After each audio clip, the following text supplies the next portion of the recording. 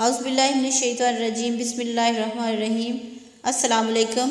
نماز فجر کی جماعت میں جیسے ہی نبی رحمت حضرت محمد صلی اللہ علیہ وآلہ وسلم سلام پھیرتے، حضرت ابو دجانہ رضی اللہ تعالیٰ عنہ اٹھ کر جلدی جلدی چل دیتے۔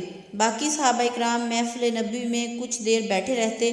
جب تواتر سے یہ ہوا تو نبی رحمت کی توجہ کچھ صحابہ اکرام نے ابو دجانہ کی طرف کرائی۔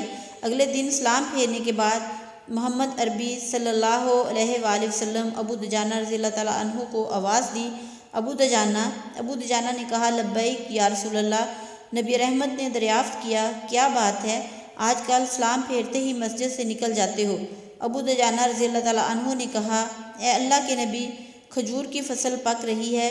میرے پڑوسی کے گھر میں لگے کھجور کے درخت کی کچھ شاخیں میرے گھر کے اوپر ہیں۔ رات میں پرندوں کی وجہ سے کچھ پکی کھجوریں میرے گھر کے سین میں گر جاتی ہیں۔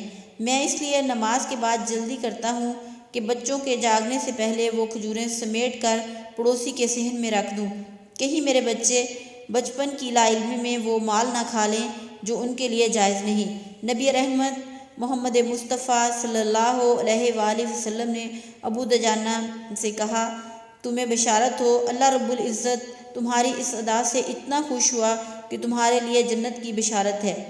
زمین انسان کا رزق کا مسکن ہے، اس میں ہم اپنے اہل و عیال کے رازق نہیں ہوتے بلکہ محافظ ہوتے ہیں۔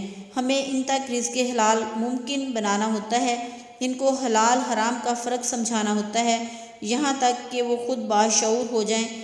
آج مال حرام ہمارے معاشرے کا المیہ ہے اور لوگ جواز بھی بچوں کو بناتے ہیں کہ جی بچوں کے لیے کرنا پڑتا ہے۔ اللہ کریم ہم سب کو حلال و حرام میں فرق کرنے کی توفیق عطا فرمائے اور ہم سب کو فکر آخرت نصیب فرمائے، آمین یا رب العالمین۔